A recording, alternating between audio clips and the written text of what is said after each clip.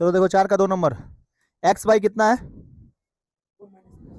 4 minus x बराबर 1 by कितना है 3x है। तो क्रॉस मल्टीप्लीकेशन नहीं करने को बोले, 3x स्क्वायर हुआ बराबर कितना होगा 4 माइनस एक्स होगा। तो ये 3x स्क्वायर 4 इधर जाएगा तो माइनस में हो जाएगा, ये x जाएगा उधर तो प्लस में हो जाएगा, बराबर 0 हो गया। द्विघात समीकरण है कि नहीं, द्विघात समीकरण है कि नहीं, क्या इसके तरफ फॉर्मूला से नहीं मिल रहा है, माइनस बी एक्स प्लस सी बराबर 0, क्या इसके तरफ मिल रहा है, मिल रहा है। एक्स पे स्क्वायर है ना, सामने ए है ना, हो गया, मिल गया। तो ये क्या है, द्विघात समीकरण है, हो गया, खत्म। Next question, next question square उसको सेम लिखना है। देखो 3x square plus 7x plus 23 बराबर एक्स से गुणा करो, x को x से, एक्स स्क्वायर, फिर x को 3 से, प्लस क्या होगा 3x, प्लस क्या होगा 4 को x से 4x, 4 को 3 से, 4 3 12, प्लस कितना 2, इधर हो जाएगा 3x square plus 7x plus 23 x square, 4 3 7x 12 2 14, इन होगा, होगा। इस सबको अब उधर लेके चल जाओगे, माइनस में हो जाएगा, चलिए करिए। 3x square plus 7x plus 23 है 23, देखो 23 बराबर, ये इधर सॉरी माइनस में हो जाएगा क्या चीज, एक्स स्क्वायर, माइनस में हो जाएगा 7x प्लस माइनस में हो जाएगा 14, ये ना होगा बाबू, नहीं समझ में आया, बराबर क्या चीज 0। इस सब को बराबर के उधर लेके जाएंगे तो माइनस में, भुला गए क्या सब भुला गए कि प्लस माइनस कहाँ होता है। 7x गया, यहाँ 23 में से 14 चला जाएगा, और यहाँ 3x में से एक एक्स चला जाएगा, कितना बचेगा 2x स्क्वायर बचेगा, प्लस 23 में से 14 गया, कितना बचा, हाँ 9 बचा, बराबर कितना हो गया 2x square plus 9। A not is equal to 0, क्या ए के जगह पे 0 आया है, क्या आया है 2, ए के जगह पे ए नॉट इज इक्वल टू 0 होना चाहिए था, यानी कि ए के जगह पे 0 नहीं आना चाहिए था। तो ए के जगह पे 0 कहाँ आया है, आया है क्या, ए के जगह पे क्या आया है 2 आया, यानी सवाल क्या है, सही है। देखो दिखाना किस पे है, इस पे, बताओ ए कौन है 2 है, एक्स स्क्वायर ऑलरेडी है, अच्छा 9 कहाँ है, सी का है, एक्स के साथ कहीं मिला हुआ है, कहीं यहाँ एक्स है नहीं है, तो इसको कैसे लिखेंगे, उस पे प्रदर्शित करने पर 2x का स्क्वायर, ठीक, इस पे प्रदर्शित करना है ना, प्लस 0.x, ठीक है, यानी b के जगह पे क्या रख दिए 0, तो x के साथ 0 का गुणा करेंगे तो क्या आएगा 0 आएगा, लेकिन इसके साथ प्रदर्शित तो हो रहा है, अब प्लस क्या रख दें 9 रख दें, बराबर, देखो इसके साथ रख दिए, a का मान 2, b का मान 0, c का मान 9। अब इसको हम लोग सॉल्व करेंगे तो यहाँ पे कुछ बचेगा, देखो यहाँ पे x का 0 से गुणा करेंगे तो 0 होगा, लेकिन 0 यहाँ पे लिखा है नहीं लिखा है, क्योंकि 0 को जोड़ेंगे तो वही संख्या होगी, ठीक है, इसलिए ये हो जाएगा आपका प्रदर्शित इसके तरह प्रूव्ड। समझ में आ गया, फॉर्मूला क्या होता है एक बार और बताएंगे, a प्लस बी के होल क्यूब का फॉर्मूला होता है, a प्लस बी के होल क्यूब का फॉर्मूला होता है a का cube plus 3a square b plus 3a b square plus b का क्यूब, ये क्या होता है फॉर्मूला, b के क्यूब का फॉर्मूला, a प्लस बी के क्यूब का फॉर्मूला होता है। चलो अब इस पे तोड़ा जाए, बताओ a कौन है x है, अब b कौन है 2 है, ठीक है, b कौन है 2 है। अभी देख लो, अब उतारो मत, इधर देखो, x हम लोग को मिल गया क्या चीज a, तो मतलब कि x का क्या क्यूब प्लस 3a मतलब x का क्या चीज स्क्वायर, अब b मतलब 2, ठीक है, 3ab, 3a स्क्वायर भी है ना, तो 3a के ऊपर क्या स्क्वायर, और ये वाला b मतलब 2 प्लस 3a मतलब x, अब b मतलब 2 का स्क्वायर, ये सब इंटू इंटू में है, सब क्या है इंटू में, प्लस b का स्क्वायर, b का क्यूब, तो b का क्यूब मतलब 2 का क्यूब, बराबर x के साथ स्क्वायर का गुणा करेंगे x का क्यूब, x के साथ 1 का गुणा करेंगे x माइनस x, कोई दिक्कत, आगे बढ़े, देखिए यहाँ पे सॉल्व करिए इसको, यहाँ सॉल्व करिए, x का क्यूब प्लस 3 दूना 6, 6x स्क्वायर प्लस 3 दूना 6, 6x स्क्वायर 6 3 4 होगा ना, इधर तो 2 का स्क्वायर 4 होता है, 4 3 12, तो कितना हो जाएगा 12x प्लस 2 का क्यूब 8, बराबर एक्स का क्यूब माइनस एक्स। कोई दिक्कत? कोई दिक्कत किसी को? एक्स का cube 6x² plus 12x plus 8। ठीक, अभी सबको उधर फेंक दे, बराबर डाल देंगे क्या चीज? 0। देखिए एक्स का cube plus 6x² plus 12x plus 8 ये जाएगा उधर, माइनस एक्स का क्यूब प्लस एक्स बराबर 0। अब देखो काटो कहीं पे, एक्स क्यूब कट गया। और बताओ 12x और एगो एक्स कितना होगा? कहाँ? यहाँ तो प्लस है, यहाँ तो प्लस है, 13x हो जाएगा। और यहाँ क्या बच गया? 6x² बच गया। ठीक है, बच गया ना? देखो 6x² प्लस 13x प्लस 8, यही ना बचा, बराबर क्या हो गया? ठीक है, क्या ये इस फॉर्मूला पे रिलेटेड है? ax का square plus bx plus c, क्या इस पे रिलेटेड है? तो बताओ हमको कि a का मान क्या है, बता पाओगे? a का मान बताओ तो, क्योंकि हमको से x² तो लिखना नहीं है। अच्छा बताओ यहाँ पे b का मान क्या है? b का मान बताओ, 13 है, और c का मान बताओ। हो गया। ठीक है, सब लेकिन किस में है? प्लस में। ठीक है, चलिए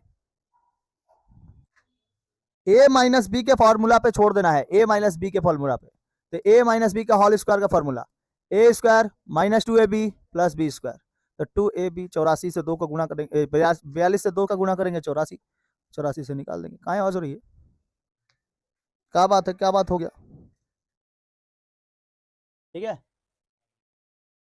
माना पहला विषम संख्या x है और दूसरी विषम संख्या x प्लस 2। कितना नंबर का? ये 5 का 2 है ना।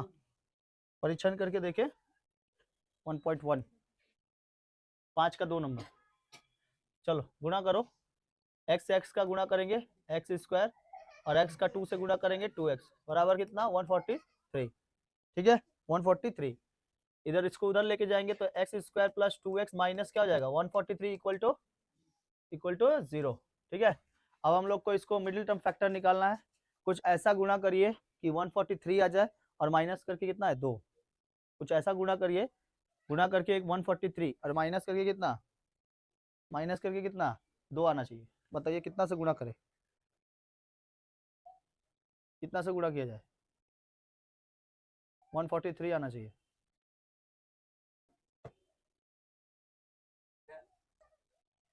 ठीक है, आ जाएगा। देखो x² प्लस 13 को x से गुणा करेंगे 13x, 11 को x से गुणा करेंगे 11x माइनस 143 इक्वल टू 0। इधर से कॉमन लेंगे तो x को कॉमन लेके x प्लस कितना? 13, और इधर भी क्या रहना चाहिए तब? x प्लस 13 है ना, x प्लस क्या रहना चाहिए? 13, तो माइनस 11 मान लें, है ना। जो इस ब्रैकेट में वैसे ही इस ब्रैकेट में भी। तो 11 से x का गुणा करेंगे 11x और 13 को 11 से गुणा कर देंगे तो माइनस 143 इज इक्वल टू 0। जो ब्रैकेट के बाहर है उसको एक ब्रैकेट में, जो ब्रैकेट के बाहर है उसको एक ब्रैकेट में, और जो ब्रैकेट के अंदर है दूगो उसको एक ब्रैकेट में। इसके बराबर क्या होगा? 0। यानी कि x माइनस 11 इक्वल टू भी 0 है और x प्लस 13 इक्वल टू भी कितना है? 0 है। इसको सॉल्व करेंगे तो x बराबर आ जाएगा 11 और इधर आ जाएगा, क्योंकि 11 को उधर लेके जाएंगे तो x बराबर हो जाएगा 11, इधर x बराबर माइनस 13। ठीक है, आंसर पॉजिटिव वाला आंसर। पहली संख्या हम लोग x माने थे, x, तो x के जगह पे कितना आया है? 11, और दूसरी संख्या आया है x प्लस 2, तो x प्लस 2 में x के जगह पे 11 प्लस 2 इक्वल टू 13। ठीक है, चलो चलो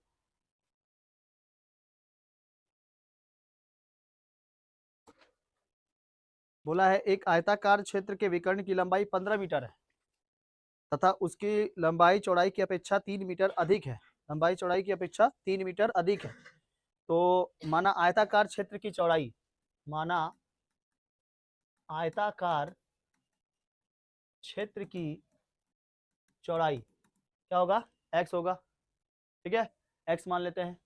एवं लंबाई जो है, लंबाई जो होगा वो चौड़ाई से कितना अधिक है? 3 मीटर अधिक है। तो चौड़ाई हम लोग का कितना था? x था, और इसे 3 मीटर अधिक है, मतलब x प्लस 3। ठीक है, x प्लस क्या हो जाएगा? 3। तो अकॉर्डिंग टू क्वेश्चन आयत का विकर्ण, आयत का विकर्ण कितना है? अकॉर्डिंग टू क्वेश्चन आयत का विकर्ण, विकर्ण कितना दिया है? देखो तो 15 मीटर दिया है, 15 मीटर दिया है आयत का विकर्ण। देखो विकर्ण की लंबाई कितनी है? 15 मीटर। तो विकर्ण का फॉर्मूला होता है रूट अंडर में इसका बैठा देंगे चौड़ाई, चौड़ाई का होल स्क्वायर प्लस लंबाई का whole square equal to 15 metre. ठीक है, क्या लिखेंगे, x का होल स्क्वायर यानी चौड़ाई का whole square plus x plus 3 का क्या चीज, होल स्क्वायर बराबर क्या चीज, 15 का। ठीक है, तो सब जगह इस पे भी स्क्वायर लगा है, इस पे भी स्क्वायर लगा है, तो इस पे भी क्या लगेगा, स्क्वायर। दोनों तरफ क्या करने पर, वर्क करने पर। ठीक है, दोनों तरफ वर्क करने पर। ठीक है, बड़ा आगे देखिए, इधर इसको सॉल्व करके रूट के बाहर निकालेंगे रूट के बाहर निकालेंगे तो इधर देखो, इधर होगा एक्स स्क्वायर, ए प्लस बी के होल स्क्वायर पर तोड़ देंगे तो ए प्लस बी का होल स्क्वायर एक्स का स्क्वायर प्लस 2ab। तो 2ab क्या करने की जरूरत है, ये 3 का स्क्वायर कितना होता है 9, और 9 के साथ x का गुणा कर दो, कितना हो जाएगा 9x प्लस 3 का स्क्वायर कितना होता है, ठीक है 3 का स्क्वायर 9।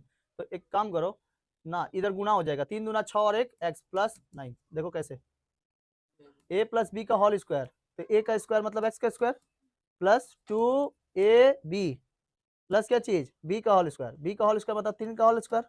ठीक, 3 का क्या हो जाएगा होल स्क्वायर, इधर हो गया x का स्क्वायर प्लस 3 दूना 6x प्लस 3 तरीके 9। ठीक है, तो यही वाला यहाँ पे लिखे है। देखो कैसे करेंगे, जब ऐसा हो ना तो a प्लस बी का होल स्क्वायर बैठाने की जरूरत ही नहीं है, डायरेक्ट गुणा कर देंगे। x का स्क्वायर x स्क्वायर होता है 3 दूनी 6, और 6 को x से गुणा करेंगे 6x, और फिर 3 का स्क्वायर निकाल लेंगे। यह शॉर्ट ट्रिक होता है अपने आप में निकालने में। तो x का स्क्वायर से गुणा करें x स्क्वायर प्लस 3 का स्क्वायर, ये 3 दूना 6 और x को गुणा करेंगे 6x, और यहाँ 3 का स्क्वायर 9 प्लस 15 का स्क्वायर प्लस का है बराबर 15 का स्क्वायर कितना होता है 225, 15 का स्क्वायर 225। रूट से बाहर निकालते हैं तो ये सब स्क्वायर क्या हो जाता है, हट जाता है। लेकिन चूंकि ये a प्लस बी का होल स्क्वायर है, इसलिए यहाँ पर a का स्क्वायर दिया हुआ है। ठीक है, x का स्क्वायर, तो x स्क्वायर जुड़ेगा तो 2x square plus 6x plus 9 minus 225 बराबर 0। ठीक है, तो इधर तोड़ो इसको, 2x का स्क्वायर प्लस 6x और 225 में से 9 घटाओ, 225 में से 9, जल्दी जल्दी, 225 में से 9 216, 16 9 25 ना होता है, तो 216 बराबर कितना 0। ठीक है, यहाँ पे कोई चीज को कॉमन रखना पड़ेगा, तो 2 को कॉमन रख के ब्रैकेट के अंदर एक्स स्क्वायर प्लस 3 दूना 6 माइनस यहाँ पे क्या देना पड़ेगा 108, 108 दूनी के 216 होता है, यहाँ पे कितना देंगे 108, 108 बराबर 0। तो 2 इक्वल टू भी 0 है, तो नॉट हो जाएगा ना, 2 नॉट इज इक्वल टू 0। इससे पहले सवाल बनाए थे, जब ब्रैकेट के उधर रहेगा 2 और बराबर क्या रहेगा 0 रहेगा, तो 2 नॉट इज इक्वल टू 0। लेकिन यहाँ पर x square plus 3x plus 108 बराबर 0। ठीक है, माइनस 108 बराबर 0। ठीक है, तो 2 नॉट इज इक्वल टू 0, ये तो आंसर होगा नहीं, ये वाला आंसर निकल जाएगा। समझ में आ गया, इसका किताब में देख लो। कोई व्यक्ति 80 रुपए में कुछ किलोग्राम चीनी खरीदा, यदि उसी रुपए में 4 किलोग्राम चीनी अधिक पाते तो चीनी की प्रति किलो दर या किलोग्राम दर 1 रुपया कम होती। 1 रुपया क्या होता कम, और 4 केजी ज्यादा। तो लिखेंगे माना कोई व्यक्ति 80 रुपए में x केजी चीनी खरीदता है, माना कोई व्यक्ति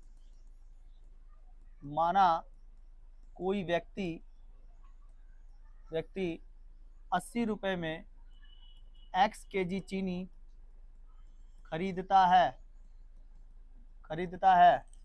x केजी चीनी खरीदता है, इसलिए x केजी चीनी का मूल्य x केजी चीनी का दाम कितना हो जाएगा 80 बटा x। एक केजी चीनी का मूल्य कितना हो जाएगा 80 बटा x। अगर कोई व्यक्ति 80 रुपए में x केजी चीनी खरीदता है तो 1 केजी चीनी का मूल्य 80 बटा x, 80 बटा x, 80 के नीचे हो जाएगा x।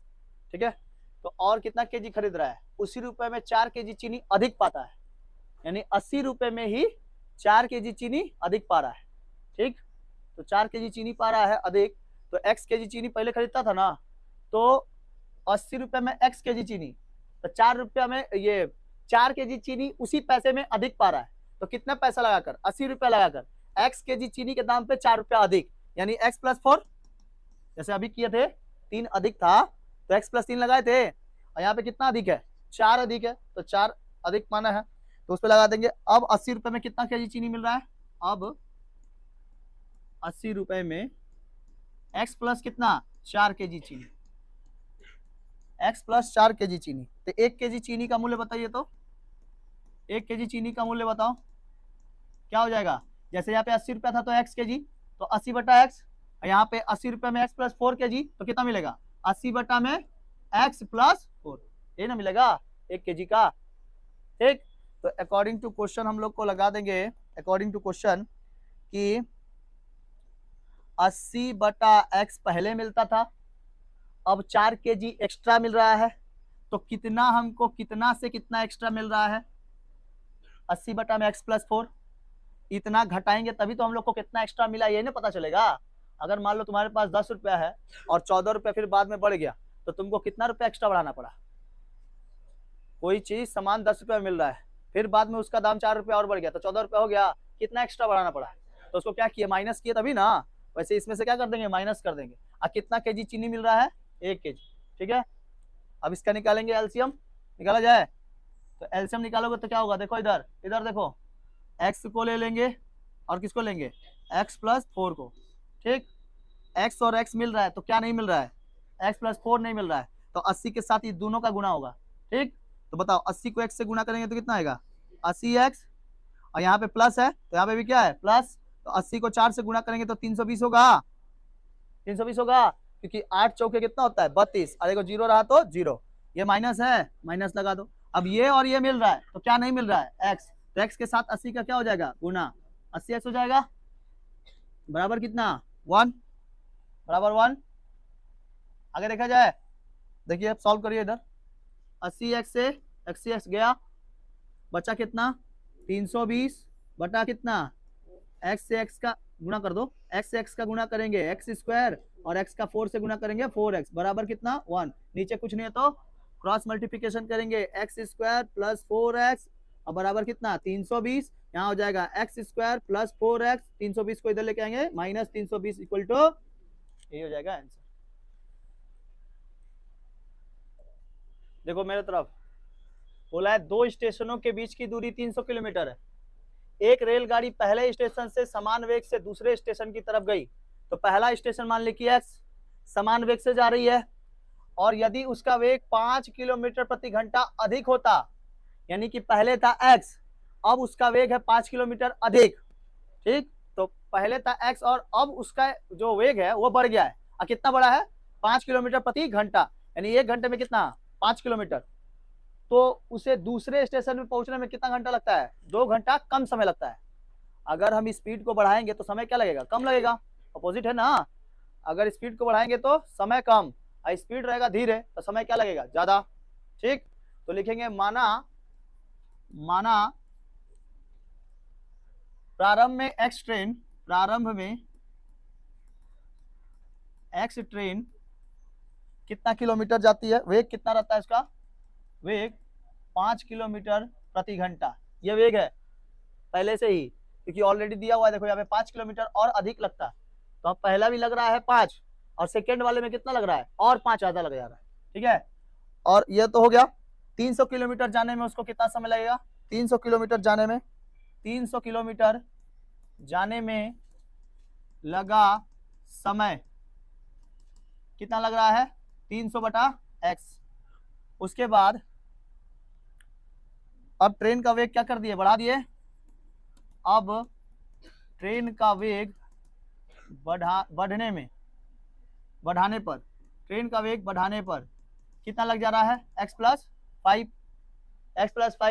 पहले x था अब कितना लग रहा है x प्लस 5, तो इसलिए 300 किलोमीटर जाने में अब लगा समय कितना लगेगा 300 बटा में x प्लस 5।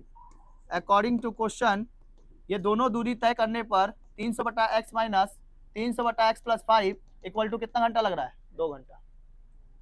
ठीक है, 2 घंटा, पिछले जैसा हो गया कि नहीं। बाबू देखो इधर देख, इसका एलसीएम लेंगे तो आएगा x और x प्लस कितना 5, x और x मिल रहा है तो क्या नहीं मिल रहा है x प्लस 5 नहीं मिल रहा है, इसका ऊपर वाला संख्या से गुना कर देंगे 300x प्लस 1500, यही ना होगा 300 पचे कितना होता है 1500, माइनस हो गया ये और ये मिल रहा है, ये वाला संख्या और ये वाला संख्या मिल रहा है तो क्या नहीं मिल रहा है x, तो x से 300 का गुना कर देंगे 300x बराबर कितना 2, नीचे कुछ नहीं तो ये दोनों कट जाएगा तो कितना बचा ऊपर 1500 बटा में x का गुणा करेंगे x स्क्वायर और x का 5 से गुणा करेंगे 5x बराबर कितना 2 बटा 1। ठीक है, समझ में आ रहा है। आगे देखो, क्रॉस मल्टीप्लिकेशन करेंगे 2 से x का गुणा करेंगे तो 2x स्क्वायर 5 दुना के 10x और बराबर कितना हो जाएगा 1500। ठीक है, 1500 ये हो गया 2x स्क्वायर प्लस 10x, ये इधर आएगा माइनस हो जाएगा कितना माइनस 1500 बराबर 0। 2 को कॉमन लेके x square plus 5x minus 750, क्योंकि 750 दूनी के कितना होता है 150 होता है, हो गया 1500 होता है, तो यहाँ हो गया 0। तो इस 2 नॉट इज इक्वल टू 0, तो ब्रैकेट के अंदर क्या बच गया x square plus 5x minus 750 equal to.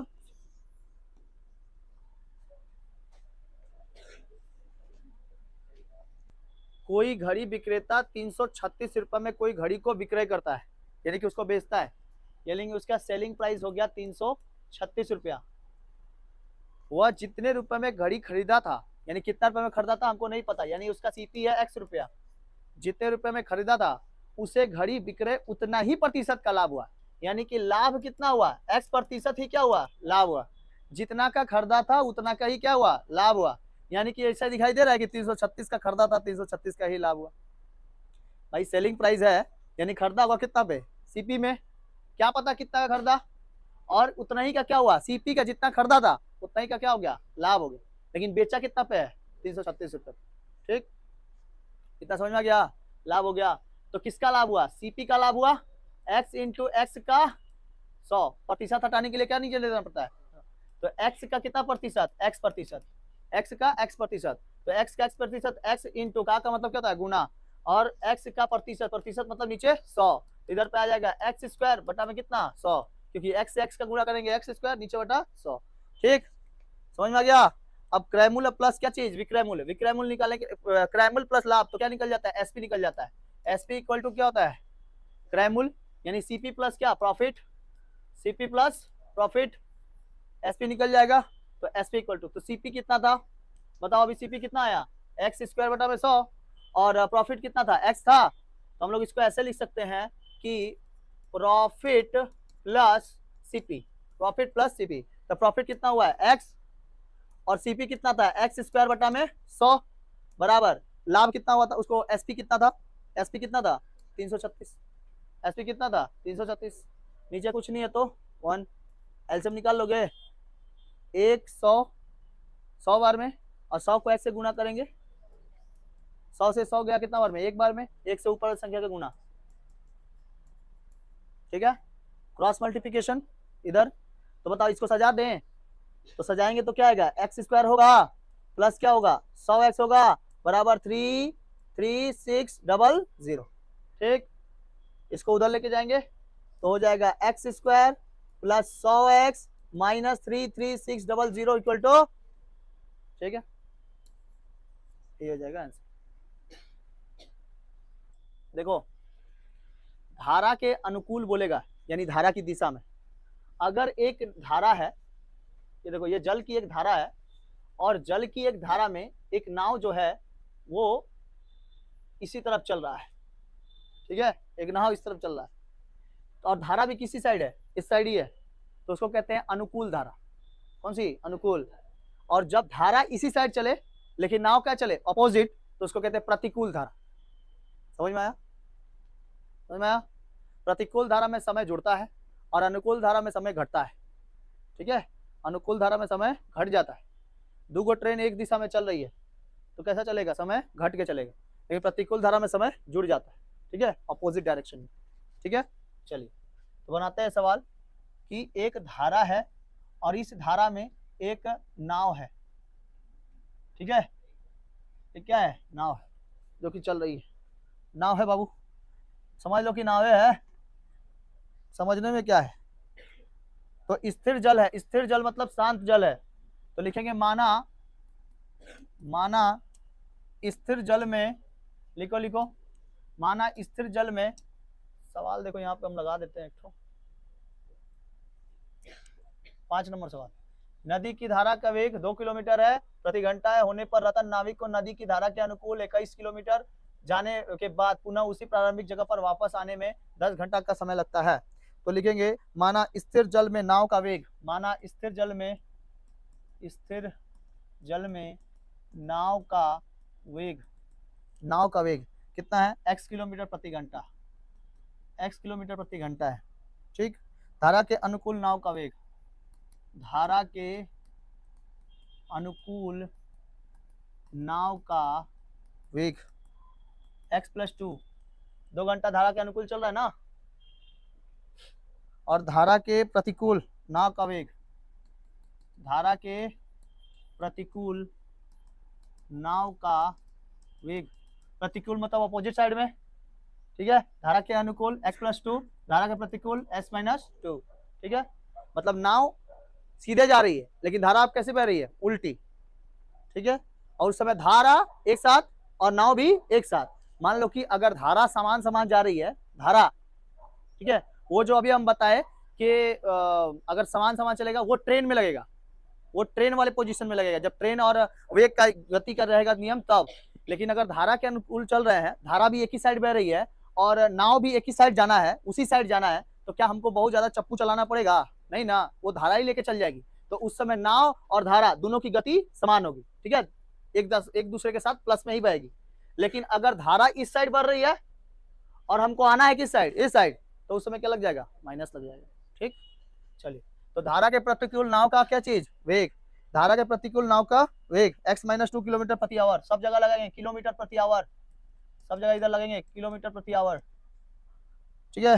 धारा के अनुकूल 21 किलोमीटर जाने में लगा समय, धारा के अनुकूल 21 किलोमीटर जाने में लगा समय 21 बटा x प्लस 2 क्योंकि धारा के अनुकूल जा रहे थे x प्लस 2, देखो लिखा है यहाँ पे क्या बोला है?